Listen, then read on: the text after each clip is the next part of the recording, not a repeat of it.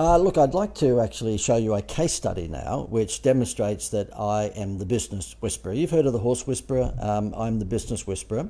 I can predict when a business is going to go broke. Now, okay, I might have missed that whole Kodak thing. I may have missed that, right? That's only a little business, all right? And I'm joking. I don't quite have the skills to predict when every business is going to go broke. I did miss the Kodak thing, but I have a pretty good feeling when I go into a business, online or offline, whether they've got a chance of surviving if they stay in their ways. If they change to direct response marketing and put some of my wow factor pixie dust on, I think they've normally got a pretty good chance of hanging around. But I want to show you a business on the Gold Coast, which I just said to my wife Gail when we used to visit this business. It happened to be Harbourside Markets. Okay, let me just show you what Harbourside Markets looks like. That's on your screen right now. It's a wannabe Ferry Road Markets on the Gold Coast. Okay, now the reason I say that is that if you're not on the Gold Coast, that'll mean nothing, but there's a Ferry Road Markets on the Gold Coast, which is very, very popular. It's fresh fruit, it's cafes, it's delicatessens, bakeries. It's really quite modern and funky and contemporary. And this particular one opened some, I don't know, maybe 10 kilometres away from the Ferry Road ones, and it decided that it would mirror that look and feel. But they only mirrored that look and feel in a very, what would I say, micro way. They didn't do it properly, okay? And if I bring back the slide, you'll see the outside of the building was, quite funky, okay? But let me just take you inside the building. This was a tea house inside the building, and it was actually, it was one of the Indian teas, Dilma, I think it was. Dilma were the people behind it, one of the Indian sort of teas. And they had Mr. Dilma fly all the way out from India to open the thing. I mean, they didn't tell anyone, so therefore it was a complete stupid thing to do. It'd be like having Jerry Seinfeld come out and open up your, comedy theatre and you don't tell everyone that's Jerry Seinfeld. We've got Mr. Dilma that came out. I happened to be there on this particular morning having a coffee, not at the tea shop, at another coffee shop that they had in the complex. And the guy who developed this whole complex mentioned to me, it's a big day today. We've got, Mr. Dilma. Now, I said, what? The Mr. Dilma? And he said, yeah. I said, wow, okay. But there was only 3 men and a dog that turned up. I mean, really, at the end of the day, I didn't know dogs enjoyed tea, but obviously they do. And the point is that no one was there. So I just said, look, you've wasted a great opportunity here. That would have been a fantastic story, and I would have thought a big draw card for people who enjoy their tea. But anyway, that particular tea shop, I suggested that what they would do is have samples of the tea in little shot glasses for all the people passing by, because there happened to be a nice fresh food barn right outside their door, which had a lot of traffic. And I said, why don't you entice those people into the tea shop by giving them tastes of tea? Nothing particularly, sort of earth-shattering or new about that. We're talking, the butcher having a sausage sizzle outside his butcher shop, but guess what? They never did it. And week after week, when we were in there to go to another coffee shop, which I'll show the graphics of in a moment, a really nice coffee shop, I kept on saying to the owner, he knew what business I was in, so therefore, a lovely guy, a really nice guy, but he'd come up and have a coffee with me every time I was in his shop, and I'd basically bash my gums and tell him what he should be doing. And he was always saying, yeah, we'll get around to it, we'll get around to it. Well, of course they didn't. And I predicted, I said, look, that tea shop is going to go broke. It will go broke, I'm sure, within 6 months. Well, I was wrong, which I hate saying. It went broke in 3 months. Okay, it just closed up. And we used to go for coffee, though, I say we, my wife and myself, every Saturday morning to this particular coffee shop that's on your screen right now, inside the Harbourside Markets. And it was really terrific. It was called Chocolato. And it was a very sort of prestigious upmarket feel to it. I guess a more upmarket than Max Brenner, but it was very similar to Max Brenner in terms of the chocolate, coated strawberries and chocolate pancakes and waffles and all that sort of stuff. But they also had Campos coffee, and I'm a bit of a coffee snob, so therefore I chased Campos or Victoria coffee anywhere. And it was a really nice coffee shop. And you'll see through that photo, it was pretty popular. I just took a couple of snaps as I was, going there. I figured that this would be a case study one day when everything went broke and it became a dust bowl, which is what it is right now. Anyway, as it turned out, in the shopping mall, it had a restaurant, which was a traditional sort of, steak and seafood restaurant. It had a Japanese restaurant. It had this tea shop, of course, that's gone broke. It had this lovely coffee shop that we used to frequent every Saturday morning. And it had a fresh fruit barn, really nice fresh fruit. It was very, very well presented. I'll show you on the screen right now a picture of that. It was your typical, it wasn't organic, although it had an organic section, but it was really well presented. One of the ones that you'd see at Sydney markets, Paddy's Market, something like that. It was really well done. However, it was not marketed. And every time the owner, who had spent 15 to 20 million, I think it was, on putting this whole complex together, every time he'd have a coffee with me, I'd say to him, mate, this is the best kept secret in town. You've got about 14,000 cars an hour driving straight past your complex, because he was on the apex of, I think, the Gold Coast Highway and another very, very busy road. We're talking gazillions of cars flying past every hour. Why don't you, at night time, have little fairy lights in the trees of your car park? And why don't you make sure that you've got some nice, really Las Vegas-y, but upmarket Las Vegas-y signage to capture people as they're going by in their cars? And the reason I say that is because his signage was pretty ordinary outside. Well, anyway, cut a long story short, he never did that. And I predicted to him at the time that, if you don't do this sort of stuff, then it's actually going to go broke. It'll go broke, okay? And in fact, I think he spent 15 or 20 million on doing it. And someone told me recently they saw it in the paper that they sold the whole complex for 7.5 million. I can't verify that, don't quote me, someone told me, but if that is the truth, then he certainly took a bath on the value of this particular property. This shot here shows you what the complex looked like inside. So as you're looking at that, you can see a doorway on the top left hand side of that particular photo. That's where you would come into the complex. And then on the right hand side there, you'll see Chocolato. You can just make that out. So that was where that beautiful coffee shop was. And you could actually have your coffee inside the shop, or you can, as you can see, these people here, they were having their coffee out in the atrium sort of area. And as you walk through where you can see all the people, you'd come to the big fruit barn. And look, I just kept on saying to him, you've got to market this place. And he said, well, how? He'd put one radio burst on the Gold Coast radio station, Hot Tomato, and that was it. Now, I think that might have been for the opening. Now, that would have been a massive waste of 90% of his money anyway, because let's face it, this particular place is not going to draw from all over the Gold Coast.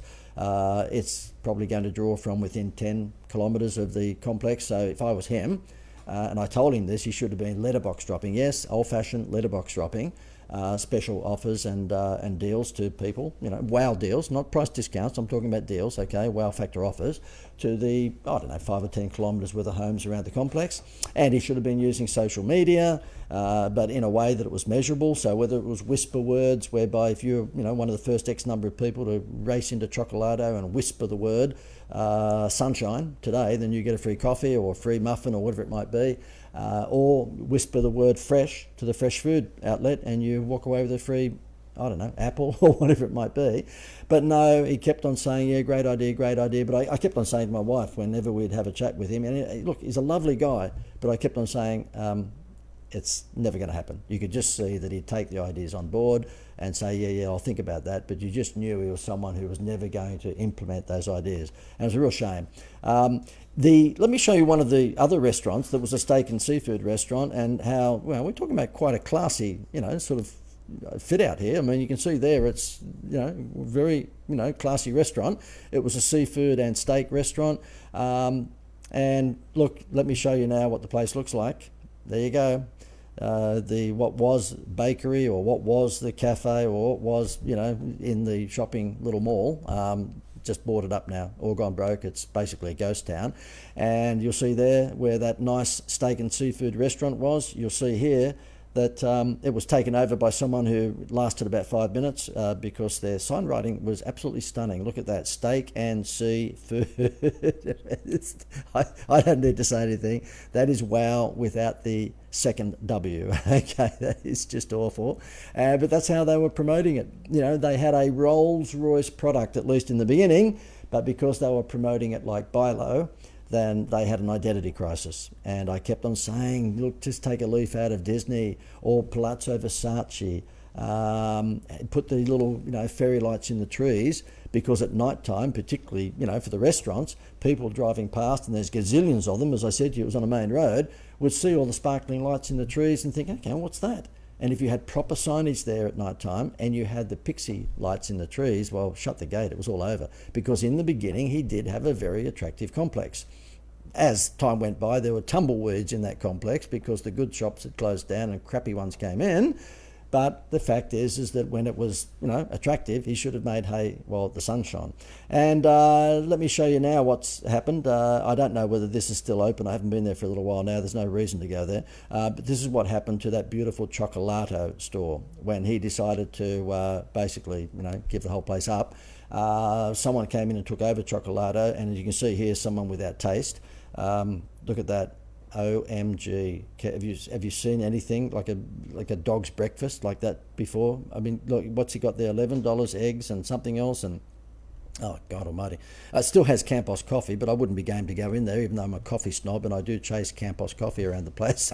You wouldn't catch me in there. Look at the whiteboard. I mean, the $25 has been sketched up by an 11-year-old. For all I know, there'd be spelling mistakes all over that, and he changed it from Chocolato to the treehouse, like that. What the hell the treehouse has got to do with anything? I mean, you think about it, when you're thinking of food or coffee, the first thing that comes to mind, isn't it, is a treehouse. I don't know what these people are smoking. Let me show you what it looks like inside. Okay, so therefore that's the outside of it. When you walk inside, get ready for this. I'm going to give you a drum roll. Okay. I think he should, I don't know, change it to the Jungle Cafe, okay, or call it the Day of the Triffids. There's a good chance that when you go in there, those plants are going to just wrap you up and eat you. I mean, it's just scary stuff, isn't it? I mean, goodness, I don't know whether the owner of this place has come from a forest environment or whether maybe they're a tree person. You see these people come out of the woods sometimes and they take on the look and feel of a tree, so they could be a tree person. And you'll see there, of course, we have to make sure that you're welcomed in the crummiest of ways with just a little blackboard. I mean, welcome to the tree house. Oh my God, please. And there's plants growing out of the coffee machine there. It's all sorts of... Oh, look, I'm sorry. My sarcasm comes to the fore. Let's have a look at the outside of the tree house. You wait till you see that. Wow, wouldn't that make you feel like you need to eat there? Okay, I don't know what to say. And I'm not sure what the whole, wooden feature, I guess that's all you could call it. It's a bad feature, but it's a feature on the outside of that there. I'm not sure. I think they're saying to you, it's a tree house, so we're going to show you some wood. Or maybe come into our jail. I'm not sure what that's all about. But yeah, let's just throw a couple of Campos umbrellas up there to at least give it some degree of class. And I've got to show you this, a drum roll. I won't bring it on just yet. I'm going to build this up. When things get tough for any business, instead of doing the sensible thing, taking a deep breath and just go, okay, let's just have a look at the entire complete F up that this might be. Let's just see if we're suffering from severe dickheaditis, and let's just start from scratch. Okay, let's go back to seeing whether or not we can save this thing and do it in a really classy way, and do it appropriately. What happens when people are doing it tough and things are not looking good? Sometimes they just grab the next thing that might be an opportunity, and in this instance, when the stores started to go bad, then they just said yes to any tenancy. And before I bring this up, I've seen it happen even in Westfield shopping towns, whereby they've set up a restaurant precinct, for argument's sake. And this happened in the Westfield Helensvale shopping complex on the Gold Coast. They set up an outdoor precinct section of what is largely an undercover, air-conditioned mall. But they had an area at one end of it which was to be the restaurant cafe precinct. And I know exactly what happened is that they, rented to cafes and to restaurants and takeaway food places, most of the shops, and then just instead of hanging out and getting the last 3 or 4 shops filled by, food operators, no, they got itchy and they decided to put a bank in, and I think a post office, and maybe a stationery store, and maybe a dress shop, I don't know. And guess what that does? It takes away from the entire theming of what would have been a restaurant cafe precinct and creates, in my view, a cancer for that particular theme, because it's no longer just all cafes and food outlets. And guess what happened? One by one, the food outlets started to drop off. Why? Because it's not known anymore as a food precinct. And in goes, a gymnasium, one of those 24/7, gymnasium places. And the next minute, in goes a physiotherapist. Next minute, a medical centre. And the next minute, 3 other empty shops, which they might try and fill later on, because they didn't stick with it and stick with the theme. And I believe what happened in this particular instance of this shopping centre is that they just forgot that you need to market the place. It was brilliant. It was everything that the Ferry Markets one was in the beginning. They just didn't market it. And as a result of not marketing it, they didn't attract the right people. They attracted the wrong people who came in that may have been wearing flannelette shirts and weren't part of that more upmarket group that would pay more for their fruit and pay more for their coffee. And because they didn't market appropriately, guess what? One shop would go broke, and the next cafe would go broke, and the food shop went broke, and so on and so forth. And now it's a dust bowl. And guess how desperate they are now. Have a look at the outside of the building as it stands right now. Look at that. Look at that, okay? So they've got a Mexican, I don't know what it is, it's called the Pickled Cactus Mexican and Bar. And if that doesn't take your brand from the penthouse to the shit house without taking the elevator, I don't know what is. Now, I know that that particular Mexican, I think, is a franchise. I don't know that it's a big franchise group, but I mean, look at the signage there. Does that just take the whole thing down market? Of course it does. So anyway, look, the lesson that I have for you from this particular case study is that when you are setting up your business or you're opening up a new arm to your business, number one, decide what the brand persona is going to be. Is it going to be BMW and Mercedes, or is it going to be Bilo? Or is it going to be the $2 shop? Or is it going to be somewhere in between? And once you've determined what the ambience of your business should be, in other words, the brand persona, then every one of your communications should be constant. If you're going to be David Jones or BMW or, you know, the Palazzo Versace, then make sure everything looks very upmarket. If you're going to be the $2 shop, make sure everything looks like that Mexican restaurant signage that I just showed you. But once you've chosen your look and feel, then stick with it. You need to have consistency in your brand. And I know that, you know, look, I'm not telling you anything you probably haven't heard from 100 other marketing people because, you know, duh. But the thing is, you'll be surprised at how many upmarket restaurants I see that when things get a bit tough on a Monday and Tuesday, they will put the sandwich board, which will be one of those white sort of whiteboards, and they will get their texters, you know, something like this, and they'll write on there, 2 for 1 special or whatever it might be, and all of a sudden takes their brand through the toilet. And I think the big mistake that the owner of that complex at the Harbourside Markets made is that he didn't stick with the brand that he had in the first place. And when I say, and he will argue, well, I couldn't stick with it because I didn't get enough classy upmarket people in who were paying that sort of money for the coffee or who were paying that extra money for the, you know, really fresh, nice fruit. Yes, you probably didn't, and that's because you never marketed the place. It was never, ever marketed, other than the radio station, I think Hot Tomato, doing a couple of live broadcasts, with their Black Thunder van on the day of opening. After that, they never did any marketing at all. And of course, you know, the cardinal sin, none of the cafes or restaurants or the fruit barn, and I say fruit barn, look, it wasn't promoted as a fruit barn, it was an upmarket, prestigious fruit, you know, sort of markets, I guess, never collected any data. I mean, you know, Gail, my wife, decided to buy fruit from there quite regularly, and there was an organic section which she actually frequented quite often. Not once did they ever collect her details. So therefore, cardinal sin, they had all the people, you know, from the right demographic going in there probably for that first few months until things started to go bad, and, you know, there was empty shop after empty shop, so nobody wants to go into a place that's got tumbleweeds. But in that first few months, which is the honeymoon period for most businesses, they had, you know, the right sort of level of people going through the place, people with money. And guess what? Never once were we ever asked for our contact details, which is a massive cardinal sin. Just, I guess the lesson to be learned out of that, stick to a brand persona once you choose it, okay? Unless you absolutely have tried every marketing trick under the sun and it's just not working, well, of course, then you make the change, but they didn't do that, okay? So stick with the brand persona that you choose in the first place. And the second thing is, very important, market the place or market the product or market the service.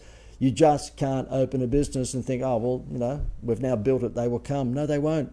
This place had, you know, 14, 15,000 cars an hour whizzing past the doorstep, but because they didn't have the right brand persona on the exterior of the building, they didn't have the right signage, they didn't put the pixie lights in the trees in the car park. They had lots and lots of these trees in the car park. If they'd listened to me and put the pixie lights in there of a night time, then you would have just been blown away. You would have been blown away. You'd have to think, hang on, what's that? They didn't do any of that sort of stuff. So I guess, yeah, stick with the brand persona and market the business. Hopefully you enjoyed the case study on Harbourside Markets. It's very sad that it went the way that it did, but I believe that it went that way because, you know, they were suffering from dickheaditis. Gosh, I nearly forgot to tell you about my webinar. If you enjoyed this, then you might like to watch my webinar, which concentrates on showing you how to attract avalanche leads to your business. Now, that's either to your website or to your landing page or to your bricks and mortar business. I've been in the game of attracting leads for company owners for many, many years. And so I've put together a formula, and that formula I've called the Avalanche Leads Formula. And what I've done in this webinar, which goes for just over an hour, is that I provide you with that formula, that system, okay? So therefore you'll be able to just swipe it and use it in your business. So if you enjoyed what you saw here, then you might like to straight away go to wowmysales.com and you can watch the webinar straight away. It's not one of those where you give your details and then we annoy you with 1,000 emails over the next 24 hours. You can watch it straight away. So therefore, when you go to wowmysales.com, you can just watch that webinar immediately on demand, no waiting, and you can scoop up more of this stuff that you can use in your business. Now, why am I doing this? Because I figured that if I actually provide these free pieces of advice to you, then when you need help in the future to attract clients to your business, you might like to knock on our door and we can give you a hand. It's called sampling. That's what this is all about. So hopefully you will enjoy it. And at some time when you do need some help, well, you know where we are. So if you'd like to go right now, you can watch it straight away to wowmysales.com. It'll have a particular emphasis on online marketing and a particular emphasis showing you how to master Facebook ads. I show you a formula which I've called the two-step sell formula, and it has worked over and over and over again for many of my clients. So if you're interested in making your Facebook ads work, then you might like to get there straight away and have a look at this. It's at wowmysales.com. It's a free webinar and you can watch it straight away.